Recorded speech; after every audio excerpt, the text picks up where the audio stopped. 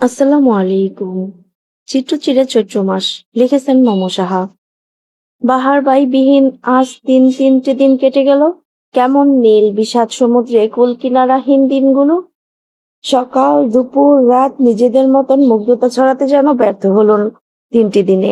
চিত্রার মনে যে গভীর অমাবস্যা নেমেছে, সেই অমাবস্যার আধার চাপিয়ে সূর্য উঠতে পারেনি। রাতগুলো কেমন ঠুকরি কেঁদে ওঠে, হাহাকার করে অভিযোগ করে যায় অনাকাঙ্ক্ষিত বিচ্ছেদের। চিত্রা কেবল ফেল করে দেখে সেই আর্তনাদ। এর চেয়ে বেশি কিছুই যে তার করার নেই। তন্মধ্যেই কলেজ থেকে আবারও মডেল টেস্টের তারিখ ধার্য করা হলো। খুব শীঘ্রই পরীক্ষা। চিত্রা বিষাদ তুলল বন্দিখানায়, চেয়ার টেনে মুখ ডুবালো বইয়ের পাতায়। কিন্তু কি অদ্ভুত, বইয়ের লেখা কেমন ঝাপসা। চোখের জলগুলো কি বাহার ভাইয়ের মতন বেইমানি করছে? অশ্রুতার, অথচ ঝরছে তা বাহার ভাইয়ের নামে। এমন শোক বিধাতা কেন আমাদের দেয়? তির্যক রোদের তপ্ত দুপুর, জানালা গলিয়ে রোদ এসে পড়ছে চিত্রার পড়ার টেবিলে। ঘরের ফ্যান বন্ধ, কারেন্ট নেই। চিত্রা ছাড়া পুরো ফ্ল্যাটে আর কোনো জনমানবের চিহ্ন নেই। মা নিজের কলেজে গিয়েছেন, ভাইজানও গিয়েছে ভার্সিটিতে। পুরো ফ্ল্যাটে চিত্রা একা। শোক পালনের মহোৎসব তাই ঝেঁকে ধরেছে তাকে। চিত্রা খুব চেষ্টা করলো পৃথিবীর সকল ধ্যান বইয়ের উপর দিতে। বারবার তার চেষ্টা বিফলে গেল। হাজার চেষ্টা করেও সে ধ্যান দিতে পারল না বইয়ের পাতায়। কি বিরক্তিকর ব্যাপার স্যাপার। চিটা সশব্দে চেয়ারটা পিছে ঠেলে উঠে দাঁড়ালো। না চাইতেও বারবার বাহার ভাইয়ের সেই এলোমেলো চুলের ঢেউগুলো মনে পড়ে যাচ্ছে। লোকটা কি জাদু করলো তাকে? ঘেমে নিয়ে একাকার চিত্রার শরীর। সেই ঘর্মাক্ত মুখখানা নিয়েই সে বারান্দায় দাঁড়ালো। আশেপাশের রাস্তা বেশ নীরব, মাঝে মাঝে রিকশার টুংটাং শব্দ ভেসে আসে, এরপর আবার নিশ্চুপ হয়ে যায়। নিশ্চুপ রাস্তার দিকে নিষ্প্রাণ চোখে তাকিয়ে রইল চিত্রা মিনিট 5। চোখের সামনে ভেসে উঠল চিলেকোঠার ঘরটা, বাহার ভাইয়ের গিটারের মোহনীয় সেই টুংটাং সুর, ঠোঁটের ভাঁজে রাখা সিগারেটের ধোঁয়া ওড়ানোর দৃশ্য, চোখে বেকারত্বের হাহাকার। বাহার বাড়িটা যে বড্ড একা তা এই 1 বছরে বেশ ভালো করে জানা হয়ে গিয়েছিল চিত্রার। সে একা মানুষটাই কিনা চিত্রাকে একা করে দিয়ে চলে গেলেন। চিত্রার মনে জেগেছে আরো একটা সংশয়, বাহার ভাই কেন ওহি আপার বিয়ের পরপরই চলে গেলেন? তবে কি বাহার ভাইয়ের মনের মণিকোঠায় ওহি আপার যত্নে লুকানো ছিল? নিজের ভাবনায় নিজেই কেঁপে উঠল। না না, বাহার ভাইয়ের মনে অন্য কারো ঠাঁই আছে ভাবলেই কেন যেন বুক মোচড় দিয়ে ওঠে, কেমন ব্যথা ব্যথা লাগে। ওহি আপার মনে যে বাহার ভাই আছেন, সেটা কি চিত্রা জানতো না? অবশ্যই জানতো, কিন্তু জেনেও সে না জানার ভাব ধরেছিল, কেবল নিজের স্বার্থে। বাহার ভাই যে কেবল তার, কিন্তু সে ভুল। বাহার ভাইরা হয়তো কারো হন না। বাহার ভাইদের ভালোবেসে প্রতিটা নারী ওহি হয়ে রয়ে যায়। বাহার ভাইরা বিশাল জীবনের অপ্রাপ্তি হিসেবেই হয়তো সদা থেকে যান। চিত্রার এই 18 বছরের জীবনে পরপর এত অপ্রাপ্তি কখনো মেলেনি। খুব সুন্দর হাসি হাসিই তো কেটেছে গত হওয়া বসন্তগুলো। তবে এবার কেন বসন্ত কেবল চৈত্র মাসের খরা হয়ে রইল? এবার কেন বসন্ত এত বিবর্ণ? কলিং বেলের কৃত্রিম শব্দে ভাবনার রাজ্যে ভাটা পড়ল। চিত্রা বিষণ্ণ দেহটাকে টেনে দরজা অবধি নিয়ে গেল, কিন্তু দরজা খুলে সে অবাক। আশেপাশে কেউ নেই, তবে কলিং বেল বাজালো কে? বিরক্ত হয়ে যখন চিত্রা দরজা আটকাতে নিবে, তখনই দরজার সামনে ইটের সামনে চাপা দিয়ে রাখা কাগজটা চোখে পড়ল। চিত্রা খানিকটা কৌতূহলবশত কাগজটা কুড়িয়ে নিল। আশপাশে বেশ ভালো করে চোখ বুলিয়েই দরজাটা আটকে দিল। হাতের কাগজটা নিয়ে এসে আরাম করে বসলো নিজের খাটে। কাগজটা মূলত কেবল কাগজ না, চিঠিও বলা যায়। কাগজটা মেলে ধরতেই অসম্ভব মুগ্ধতা ভরা লেখা জ্বলজ্বল করে উঠল। চিঠির শুরুতেই প্রিয় রঙ্গনা শব্দটা দেখে সে বিমূঢ় হয়ে গেল। 2-3 বার চিঠির সম্বোধন করা শব্দটায় চোখ বুলালো। তার বাহার ভাই এসেছিলেন। এই চিঠি কি তবে বাহার ভাই দিয়ে গেলেন? চিঠি হাতে নিয়েই আবার বারান্দার দিকে ছুটে গেল বাহার ভাইয়ের দেখা পাওয়ার আশায়। কিন্তু চিত্রার এমন আশা পূরণ হলো না। হাজার ছটফট করা মন নিয়ে, আকাঙ্ক্ষা নিয়েও সে দেখতে পেল না বাহার ভাইকে। মন খারাপ হলো তার। তুমুল মন খারাপ নিয়েই সে চিঠিটা পড়া শুরু করলো। প্রিয় রঙনা, আমি জানি চিঠির শুরুর সম্বোধনটা দেখেই তুমি তুমুল আগ্রহে আমায় খুঁজে বেড়াবে। এই মুহূর্তে তুমি তাই করছো, তাই না? তুমি এত বোকা কেন গো? যখন আমার অনুভূতি তোমার হাতের মুঠোয়, তখন আমার উপস্থিতি দিয়ে কি আসে যায়? তুমি অনুভব করলেই দেখতে তোমার হাতের মুঠোয় ওই চিঠির ভাঁজে আমি আছি। অথচ তুমি তো অত চালাক নও। চালাক হলে কি আর আমার অত কাঠখড় পোড়াতে হতো? তুমি নাকি পড়াশোনা শিখেই তুলে মন খারাপের উৎসবে মেতেছ। এমন হেলাফেলা করলে বাহার বায়ের রিকশার খরচ দেবে কিভাবে? বাহার ভাইয়ের তো ভাগ্যে চাকরি নেই, এখন যদি রঙনাও কিছু করতে না পারে তবে আমাদের সংসার হবে কি করে? বুঝলে রঙনা, তুমি বড্ড বোকা। তাই তো সংসার করার জন্য খুঁজে খুঁজে একমাত্র বাহার ভাইকেই পেলে। জেনে শুনে কেউ নিজের পায়ে কুড়াল মারে বলো তো? আমায় চেয়ে বড্ড ভুল করলে রঙনা। আমায় চাইলে কেবল দুঃখের উৎসব পাবে, আমায় পাবে না। তুমি কি বিশ্বাস করো তোমার বাহার ভাই কোনো খারাপ কাজ করতে পারে? আমি জানি তুমি তোমার বাহার ভাইকে এতটাই বিশ্বাস করো যে কখনোই তাকে ভুল বুঝবে না, কিন্তু খুব শীঘ্রই হয়তো তোমার সেই বিশ্বাসের আয়না চূর্ণ বিচূর্ণ হতে চলছে। তোমার চূর্ণ বিচূর্ণ বিশ্বাসের ভাঙন আমি দেখতে পারবো না যে। তোমার হয়তো অনেক মানুষ আছে, আমার কেবল তুমিই আছো। তোমার জন্যই হয়তো আমি চাকরির সন্ধান করেছিলাম, একটা ছোট সংসারের স্বাদ করেছিলাম। সময় ও পরিস্থিতির কাছে আজ সব অসহায়।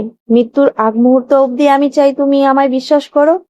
তোমার চোখে অবিশ্বাস আমায় যে বেঁচে থাকার পরও মেরে ফেলবে। খুব শীঘ্রই আমাদের দেখা হবে রঙনা, আমাদের সংসারও হবে। আমরা এ শহর ছেড়ে খুব দূরে চলে যাব। যাবে তো? চিঠিটা হাতের বাজে রেখে চুপ করে রইল চিত্রা। বাহার বাড়ির চিঠির মাঝে কেমন ধ্বংসের আভাস। খুব খারাপ, খুব খারাপ কিছু হওয়ার সম্ভাবনা। চিত্রার বুক কাঁপলো। বাহার ভাই কি তবে কোনো গোলক দাদায় আটকে গেলেন? এধার ওধার হাতড়েও চিত্রা উত্তর পেল না নিজের প্রশ্নের। তবে সে বাহার ভাইয়ের সাথে সংসার করবে যে কোনো মূল্যে। যেহেতু সংসার করার জন্য অনেক দূর যেতে হবে, সেহেতু আগে না হয় মাহিনের মৃত্যুর রহস্যটা পরিষ্কার করে দিয়ে যাবে। বেশ খানিকটা প্রমাণ তো সে পেয়েই গেছেই। এখন কেবল মোক্ষম সময়ের অপেক্ষা। তারপর চিত্রা আর বাহার না হয় শহর ছাড়বে। চিত্রা জানে বাহার ভাইদের কোনো কলঙ্ক হয় না। রাত তখন 11টা। বাহার ভাইয়ের চিঠিটা চিত্রা সারাদিনে বোধ হয় শখানিক বার পড়ে ফেলেছে। এখনো পড়ছিল। তন্মধ্যেই কলিং বেলের শব্দে তার মনোযোগে বিঘ্ন ঘটে। বুকের মাঝে আরো একবার ছলাৎ করে উঠল।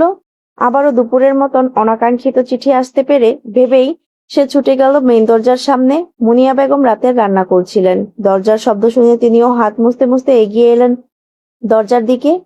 চিত্রা মাকে দেখে নিজেকে সংযত করে ধীরগতিতে দরজা খুলতেই হতবম্ব চোখে সামনের মানুষটার দিকে তাকিয়ে রইল।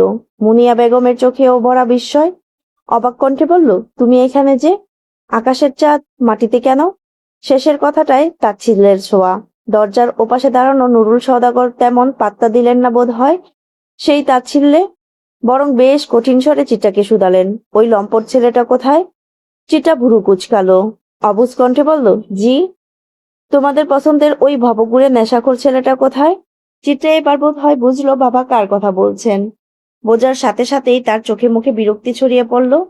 রাগী কণ্ঠে বাবাকে বলল, ওনার একটা নাম আছে আব্বা। ভদ্রভাবে বলতে পারলে বলুন, না হয় কথাই বলবেন না। নুরুল সওদাগর তাজ্জব বনে গেলেন। এতদিন তার মেয়ের চোখে মুখে যে সম্মান দেখেছিলেন নিজের জন্য, আজ আর সেটা দেখতে পেলেন না। লেবু অতিরিক্ত চিপলে সেটা তিতে হয়ে যায়। চিত্রাই তার বহিঃপ্রকাশ। নুরুল সওদাগর তবুও দমে গেলেন না। কঠোর হয়ে বললেন, তোমার বাহার ভাইকে পেলে অবশ্যই আমাকে কল দেবে, কারণ ওকে আমাদের পুরো পুলিশ টিম খুঁজছে। মুনিয়া বেগম অসন্তুষ্ট কণ্ঠে বললেন, ওকে খুঁজছে কেন তোমার পুলিশ টিম? মানুষের ভালো তোমাদের কি সহ্য হয় না? নুরুল সওদাগর উচ্চস্বরে হেসে উঠলেন, মুখ বাঁকিয়ে বললেন, ভালো? কার ভালোর কথা বলছো? ওই খুনিটার? জানো সে কি করেছে? তার 10ম শ্রেণীর ছাত্রীকে ধর্ষণ করার চেষ্টা করেছে, না পেরে খুন করেছে তোমাদের আদরের বাহার। সেজন্যই তো পালিয়েছে বাসা থেকে। চিত্রা হতভম্ব চোখে বাবার পানে তাকালো। অনবরত তার পা কাঁপছে। বাহার ভাই অমন করেছে? পুরো শহর জুড়ে ছেপে গিয়েছে বাহার ভাইয়ের নিখোঁজ বিজ্ঞপ্তি। যে যেখানেই তাকে দেখবে সাথে সাথে যেন খোঁজ দেয় ভার্সিটির নেতা সাহেব কিংবা পুলিশকে। কৃতজ্ঞতায় বিরাট পাবলিক ভার্সিটির একজন ক্ষমতাশালী নেতা। পোস্টারগুলো তাহলে সেই নেতাই ছাপিয়েছেন নিজ দায়িত্বে? মানবতা আজকাল বেঁচে আছে কিনা। তাই তো নেতারা সহ একজন খুনিকে খোঁজার জন্য সাহায্য করছেন আইনজীবীদের। কোচিং থেকে ফেরার সময় বড় বড় পোস্টারগুলোতে চোখ বুলিয়ে বুলিয়ে ধীর পায়ে হেঁটে যায় চিত্রা।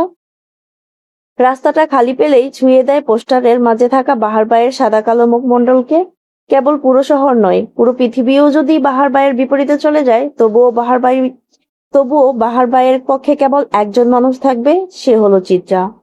পুরো দুনিয়া তার কাছে মিথ্যে, কারণ সে জানে তার বাহার ভাই একমাত্র সত্য। তন্মধ্যেই চিত্রার কাছে থাকা তার স্মার্টফোনখানা সশব্দে বেজে উঠল। চিত্রা রয়ে শয়ে কল তুলতেই ওহির নিশ্চিন্ত কণ্ঠ ভেসে এলো, কই তুই? সবাইকে বললে একত্রিত করতে, এখন দেখি তোরই খবর নেই।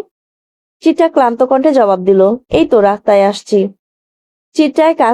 চিত্রার কাছ থেকে উত্তর পাওয়ার পরও ওহির ফোনটা কাটলো না। তখনও ফোনে হুড়মুড় করে বাড়ছে সেকেন্ডের হিসাব। চিত্রাও কাটলো না ফোন, কারণ সে জানে ওহি আপা কিছু বলার জন্য সময় নিচ্ছে। সেও চুপ থেকে সময় দিল। সেকেন্ডের কাটা পেরিয়ে যখন মিনিটে গেল, তখন ওহি ধীর কণ্ঠে বলল, তুইও কি বিশ্বাস করিস বাহার ভাই এমন কাজ করেছে? রাতের আকাশে কখনো সূর্য ওঠে আপা? চিত্রার অদ্ভুত প্রশ্নে হয়তো থতমত খেল ওহি, তাই তো বিস্মিত কণ্ঠে জিজ্ঞেস করলো, কি বলছিস? উত্তর দাও আগে। রাতের আকাশে কখনো সূর্য ওঠে না। কেন ওঠে না? এমন কথায় বিরক্ত হলো ওহি। অধৈর্য কণ্ঠে বলল, এটা অসম্ভব, তাই ওঠে না। তেমনই অসম্ভব আমার বাহার ভাইয়ের নামে ছড়ানো কলঙ্কের সেই কাজটা। চিত্রার উত্তরে হয়তো তাজ্জব বনে গেল ওহি। এই মেয়েটাও যে ঘুরিয়ে পেঁচিয়ে এমন জবাব দেবে তা যেন তার ধারণার বাইরে ছিল। তবে মনে মনে বেশ খুশি হলো সে। প্রশান্তি মাখানো কণ্ঠে আত্মবিশ্বাসের সাথে বলল, কেবল এই মনোভাবটা নিজের মাঝে রাখবি, তবেই হবে। তুমি রেখেছো তো আপা? তুমিও নিশ্চয়ই এমন বিশ্বাস পুষে রেখেছো, তাই না? চিত্রার প্রশ্নে আবারও হচট খেল ওহি। আমতা আমতা করে বলল, বাহার ভাই বিশ্বাসযোগ্য মানুষই, তাই এটা ভাবা স্বাভাবিক। বাহার ভাই তো ভালোবাসার যোগ্য মানুষও, তবে ভালোবাসলেন না কেন? চিত্রার প্রশ্নে কেঁপে উঠল ওহি। মেয়েটা আজ কথায় জব্দ করার খেলায় নেমেছে। কি সুন্দর সহজ সরল ভাবে কঠিন একটা প্রশ্ন করে ফেললো। কিন্তু ওহিও কম বুদ্ধিমতী নয়, তার উপর সাইকোলজির ছাত্রী। চিত্রার যে মতিগতি চলছে বর্তমানে তা বুঝতে খুব একটা বাকি রইল না তার। তবে সে চিত্রার মন মতন উত্তর দিল না, বরং ঘুরিয়ে পেঁচিয়ে বলল, সবাই যোগ্যতার মূল্য দিতে পারে না, তাই হয়তো বাহার ভাই ভালোবাসা পাওয়ার যোগ্য হয়েও ভালোবাসা পাননি। চিত্রা হাসলো।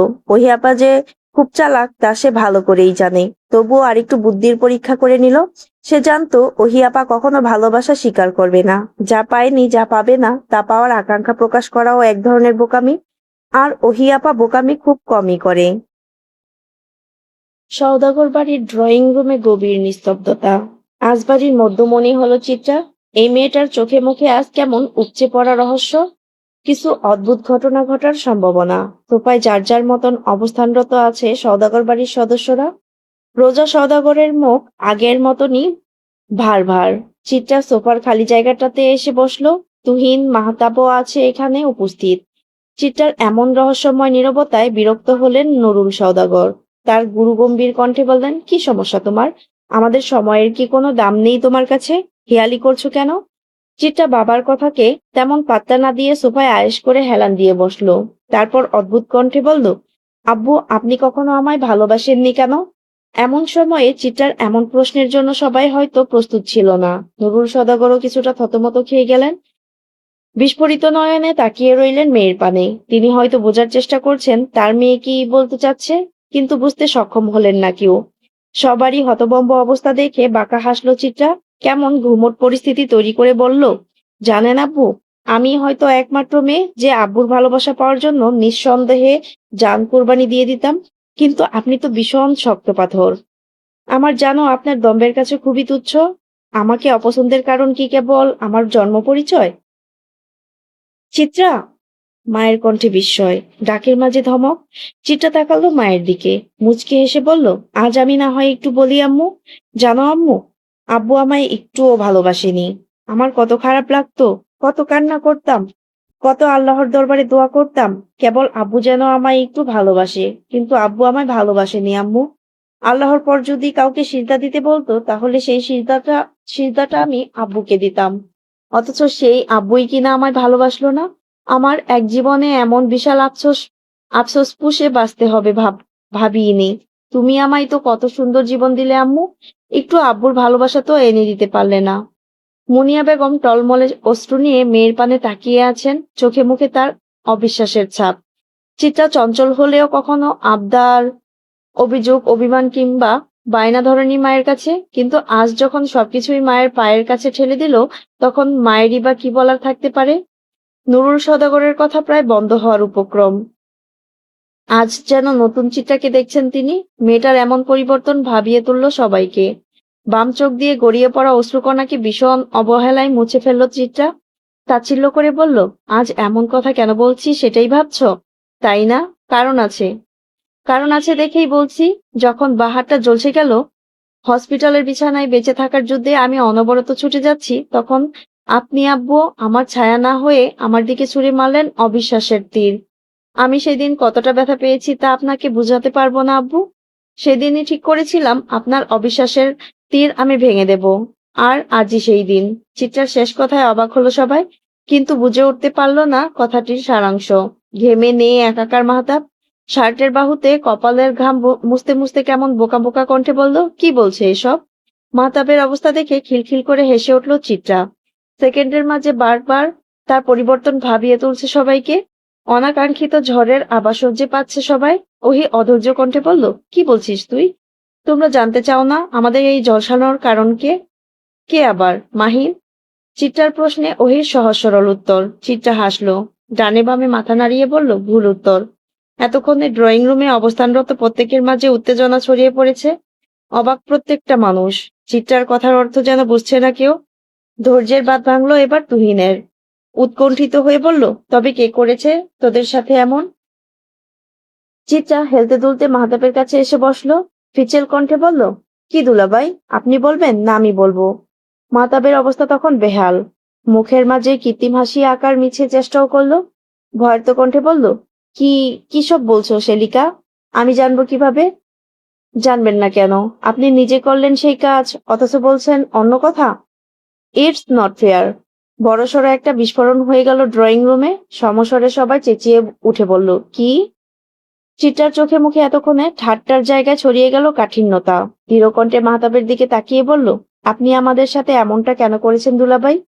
মাহতাব ততক্ষণে ঘেমে নিয়ে একাকার। উপস্থিত মানুষগুলো প্রতিক্রিয়া দেখাতে ভুলে গেল। একবার মাহতাব, আরেকবার চিত্রার দিকে তাকালো তারা। তন্মধ্যেই চাঁদনি সোফা ছেড়ে ধপ করে উঠে এলো। চোখ মুখ তার লাল। রাগে দিশাহারা হয়ে সে চিত্রার গালে চর বসানোর জন্য উদ্যত হতেই তাকে থামিয়ে দিল চিত্রা।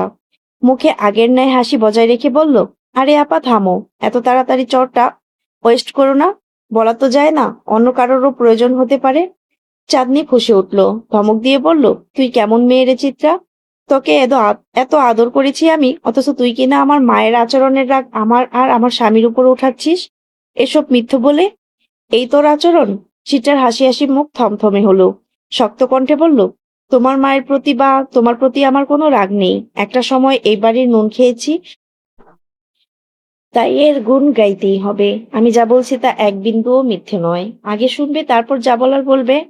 চিত্রার মুখে চিলিক দেওয়া আত্মবিশ্বাস দেখে চাঁদনির তরতাজা টকবগে রাগটা মিয়ে এলো। ধীরকণ্ঠে বলল, আচ্ছা বল, কি বলবি? চিত্রা ছোট করে শ্বাস ফেললো। মাহতাবের দিকে তাকিয়ে তাচ্ছিল্যের হাসি দিল। অতঃপর নিজের বড় চাচা আফজাল সওদাগরের দিকে তাকিয়ে প্রশ্ন ছুড়ল, চাচা, তুমি কি রফিক মোহাম্মদ নামে কাউকে চেনো? আফজাল সওদাগর কপাল কুঁচকালেন। কতক্ষণ মনে করার চেষ্টা করলেন এমন নামে কাউকে চেনেন কিনা। অতঃপর ব্যর্থ হয়ে হতাশ স্বরে বললেন, না আম্মু, মনে পড়ছে না। আমি মনে করাচ্ছি। আজ থেকে প্রায় 22 কিংবা 23 বছর আগে তোমার কোম্পানিতে একজন শ্রমিককে চুরির দায়ে ফাঁসানো হয়। তা নিয়ে অনেক গন্ডগোল চলে কয়েকদিন। অতঃপর সেই ভদ্রলোক তার গায়ে লাগানো তকমা সইতে না পেরে আত্মহত্যা করে। মনে পড়লো এবার? আফজাল সওদাগরের কুঁচকানো ভুরু সোজা হয়ে গেল। ঘটনা মনে পড়তেই তিনি অনবরত মাথা নাড়তে নাড়তে বললেন, হ্যাঁ হ্যাঁ, মনে পড়েছে। সে অনেক আগের কাহিনী। বেচারা নির্দোষ ছিল, কিন্তু ভুল তথ্যের কারণে তাকে হেনস্থা পোহাতে হয় এবং সে এটা মানতে না পেরে আত্মহত্যা করে। কিন্তু এটার সাথে ওটার কি সম্পর্ক? সম্পর্ক আছে চাচা। সেই রফিক মোহাম্মদের ছেলেই মাহাত আব্দুল্লাবাই। আফজাল সওদাগর হতভম্ব দৃষ্টিতে তাকিয়ে রইলেন। বিস্মিত কণ্ঠে বলে উঠলেন, কি? পাগল হলে নাকি? মাহতাবের বাবা মারা গেছে 3 বছর আগে। তুমি কি বলছো এসব? আমি মোটেও ভুল বলছি না চাচা। দুলাবাই সেই লোকের ছেলে। আর 3 বছর আগে যে লোকটা মারা যান তিনি কেবলই মাহিনের বাবা। চিত্রার রহস্য নামের গোলকধাঁধায় ফেসে গেল সবাই। ওহি হতভম্ব কণ্ঠে বলল, মানে? মানে হলো লতা আন্টি মানে মাহতাব দুলাভাইয়ের মা রফিক আঙ্কেল মারা যাওয়ার পর আবার দ্বিতীয় বিয়ে করেন এবং সেই ঘরের সন্তানই হলো মাহিন, তাই না আন্টি? শেষের প্রশ্নটা লতা বেগমের দিকে তাকিয়ে করল চিত্রা। মহিলা রীতিমতো তাজ্জব বনে রইলেন। প্রশ্নটা করলেই উপর নিচ মাথা নাড়িয়ে জবাব দিলেন, হ্যাঁ। উপস্থিত সবার মাঝে অবিশ্বাস্য পরিস্থিতি। একজন আরেকজনের মুখ চাওয়াচাই করছে। এমন কিছু যে থাকতে পারে তা কেউ ঘুণাক্ষরেও টের পায়নি। চাঁদনি আপা ফেল করে তাকিয়ে রইল মাহতাবের দিকে। বিবশ কণ্ঠে বলল, তারপর বল চিত্রা। চিত্রাও দীর্ঘশ্বাস ফেলে শুরু করলো। খুব সম্ভবত রফিক আঙ্কেল মারা যাওয়ার সময় দুলাভাইয়ের বয়স 6-7 ছিল। তার বাবার এমন মৃত্যু মানতে পারেনি সে। মনের মাঝে পুষিয়ে রেখেছিল ভীষণ ক্ষোভ। উপরে উপরে যে উপরে উপরে সে যতটা ভালো মানুষ ছিল, ভেতর ভেতর তার প্রতিহিংসা তাকে এর চেয়ে বেশি অন্ধ করে দিয়েছিল। যার ফলস্বরূপ বড় হওয়ার পর সেই প্রতিহিংসা পরায়ণের জন্য সে বিয়ে করেছিল চাঁদনি আপাকে। চেয়েছিল এ বাড়ির ভিটেমাটি আঁকড়ে ধরে সবাইকে নিঃশেষ করে দিতে। তাই না দুলাভাই? মাহতাব জবাব দিল না। মাথা নিচু করে দৃষ্টি নিবদ্ধ করলো ড্রয়িং রুমের মেঝেতে। সবার নিস্তব্ধতা ঠেলে চিত্রাই আবার বলে উঠল, দুলাভাই সম্ভবত তার মায়ের দ্বিতীয় বিয়ে এবং সে ঘরের সন্তান মাহিনকেও মানতে পারেনি। কিন্তু সময় ও পরিস্থিতির কারণে সে বলতে পারেনি সেটা। তাই তো সবার প্রতি ক্ষোভ মেটানোর সুযোগ পেল আপার 7 মাসের সেই অনুষ্ঠানে। চেরির ভাষ্যমতে চেরির শরীরে হাত দিয়েছিল মাহিন, যা পরবর্তীতে ওহি আপা নিজের নামে চালিয়ে দিয়েছিল তোমাদের সাথে। আমরাও ঘৃণা করেছি মাহিনকে, চেরির কথাকেই সত্যতা ধরেছি, আর তার কারণও আছে। কিন্তু পরপর আমাদের উপর এসিড নিক্ষেপ এবং মাহিনের মৃত্যু সব ধোঁয়াশা করে রেখে দিল। অতঃপর সেদিন বড় আপার সিঁড়ি থেকে পড়ে যাওয়া আমার কলঙ্কের কালি হলো। কিন্তু এখানে এতগুলো মানুষকে বিভিন্ন ঘটনা সাপেক্ষে দোষী মনে হলেও দোষগুলো করেছে একজন, সে হলো মাহতাব। প্রথমে আসি চেরির ঘটনায়। চেরিকে আধার ঘরে ডেকে নিয়ে মাহিন বিশ্রী কাজ করেছে আমরা জানতাম এবং মেনেও ছিলাম। কিন্তু সেদিন চেরির সাথে দুষ্টুমি করার ছলে জিজ্ঞেস করতেই চেরি বলল সে মাহিনের মুখ দেখেনি, পাঞ্জাবি দেখেছিল। সেই অনুষ্ঠানে দুলাভাই এবং মাহিন একই পাঞ্জাবি পরেছিল, তাই দোষটা দুজনের একজনই করতে পারে। সন্দেহের তালিকায় পড়ে গেল দুজনের নাম। অতঃপর কিছুদিন আগে কোচিং থেকে আসার সময় আমি মাহতাব দুলাভাইকে দেখি পতিতালয়ের একটা গলিতে যেতে। প্রথমে বিশ্বাস হচ্ছিল না, কিন্তু আমি নিজে সাথে সাথে তার পিছে গিয়ে নিজের চোখে বিশ্বাস করিয়েছি। সব ঘটনাগুলো কেমন আমার মাথায় ঘুরপাক খেতে লাগলো। আব্বু বলেছিল মাহিন মারা যাওয়ার আগে আমার ফোন দিয়ে তার সাথে কেউ কথা বলেছে। আমি চট করে রেকর্ডিং লিস্টে ঢুকে যাই, আর সৌভাগ্যক্রমে সেদিনের রেকর্ডিং পেয়ে যাই, যেখানে কণ্ঠ একজন ছিল মাহিন আর একজন ছিল দুলাভাই। তারা কি নিয়ে যেন তুমুল কথা কাটাকাটি করছে। স্পষ্টভাবে বোঝার পর বুঝলাম মাহিন প্রচুর ভয় পেয়েছিল। সে বুঝতে পেরেছিল আমাদের এসিডের ঘটনা সম্পূর্ণরূপে তার ঘাড়ে গিয়ে পড়বে, তাই সে দুলাভাইকে হুমকি দিচ্ছিল সব বলে দেবে বলে। আর দুলাভাই আমার ফোন দিয়ে কল দিয়েছিল হয়তো ধরা না পড়ার জন্য। হয়তো সে মাহিনের হুমকিতে ভয় পেয়েই খুন করেছে নিজের ভাইকে। কেবল তাই না, দুলাভাই মানসিকভাবে বিপর্যস্ত। তার নারী দোষ আছে। পতিতালয়ে তার প্রায়ই আসা যাওয়া হয়। ড্রয়িং রুমের নিস্তব্ধতা, সকলের চোখে অবিশ্বাস। স্বয়ং লতা বেগম তার ছেলের দিকে সেই অবিশ্বাসের দৃষ্টি নিয়ে তাকিয়ে রইলেন। কণ্ঠধ্বনির মাঝে আটকে রইল শব্দরা। বহু কষ্ট উচ্চারণ করলেন, এসব মিথ্যে, তাই না আব্বা? মাহতাব আগের ন্যায় মাথা নিচু করেই রইল। সবাই মাহতাবের উত্তরের আশায় উন্মুখ হয়ে রইল। এই বুঝি মাহতাব বলবে সব মিথ্যে, কিন্তু সবাইকে ভুল প্রমাণ করে দিয়ে গম্ভীর কণ্ঠে বলল সবই সত্যি। একটা শব্দ মিথ্যে না। আমাকে যা ভাবেন সবাই, তা আমার ভালো মানুষের আদল কেবল। আমি ভালো মানুষ নই, আর চিট্টাদের এসিড নিক্ষেপ করার কাজটাও আমি করিয়েছি। উদ্দেশ্য ছিল চেরি আরোহীকে ঝলসানো, চিট্টাকে না। আর মাহিনকেও খুন করিয়েছি অনিচ্ছাকৃত। আমি ওকে অনেক বোঝানোর চেষ্টা করেছিলাম, কিন্তু ও বোঝেনি। আমি নিজের রাগ সংবরণ করতে না পেরে মেরে ফেলি। এসিড নিক্ষেপ করা ওই 2 ছেলেকেও আমি মেরেছি যেন ওরা আমার বিপদ আনতে না পারে। চেরির সাথে ওটা আমি করেছি। শেষ কথাটা সম্পূর্ণ হওয়ার আগেই সশব্দে চড় পড়ল মাহতাবের গালে। চড়টা মেরেছে চাঁদনি। রাগে তার মুখ লাল হয়ে গিয়েছে, হাত পা কাঁপছে। একদলা থুতু মাহতাবের উপরে ফেলে ঘৃণা ছুড়ে বলল, পিচাস। চিত্রা চাঁদনিকে শক্ত করে ধরল, কম্পিত কণ্ঠে বলল, আপনি সেদিন চাঁদনি আপাকে সিঁড়ি থেকে ধাক্কা দিয়ে ফেলে দিয়েছেন, তাই না? আমি হাতটা কেবল ধীরে ঝাড়া দিয়েছিলাম, কিন্তু আপা বলল আমি নাকি ধাক্কা দিয়েছি। তখন উপরে আমি আর আপনি ছিলেন। আমি যেহেতু করিনি, তার মানে?